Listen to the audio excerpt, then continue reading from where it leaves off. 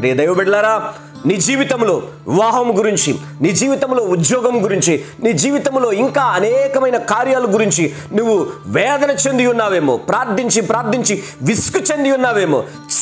ఈ దేవుడు ఏంట్రా, నేను ప్రార్థించిన ప్రార్థనకు ఆయన జవాబు ఇవ్వటం లేదని చెప్పి దేవుని మీదే విసుగు చెంది ఉన్నావేమో, ఏమి దేవుడురా అని చెప్పి నీ జీవితంలో వేదన చెంది ఉన్నావేమో, కన్నీరు కార్చి ఉన్నావేమో, ఇక కార్యమే మర్చిపోయి ఉన్నావేమో, నువ్వు ప్రార్థించవలసిన కార్యమే మర్చిపోయి ఉన్నావేమో.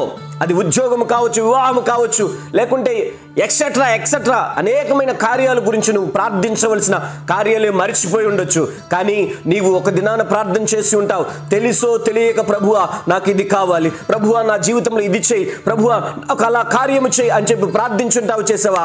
ఆ ప్రార్థన ఏనాడు నిష్ఫలము కాదు. నా ప్రభువు తప్పకుండా జ్ఞాపకం చేసుకుంటాడు ఒక దినాన. నిశ్చయముగా జకరియా ఎలిజబెత్ జీవితంలో ఎలాగైతే అద్భుతం చేశాడో నీ జీవితంలో కూడా అద్భుతం చేయబోతున్నాడు.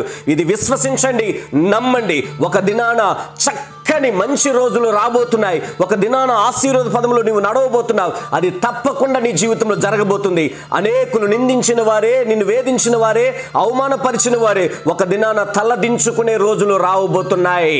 Praise the lord. నా ప్రభు నిన్ను అవమానపరిచిన వారి ఎదుటే, నిందించిన వారి ఎదుటే, నష్టపరిచిన వారి ఎదుటే నా ప్రభు నిన్ను తలెత్తుకునే రీతిగా నడిపించబోతున్నాడు. రాబోతున్నాయి అలాంటి రోజులు. ఆ రోజుల కొరకు వేచి ఉందా? తప్పకుండా మన జీవితంలో నా ప్రభు నిశ్చయముగా గొప్ప కార్యాలు చేస్తాడు. Praise the lord. అలాంటి కృప మన యావన మందికి నా దేవుడు దయచేయునుగాక. ఆమేన్, ఆమేన్.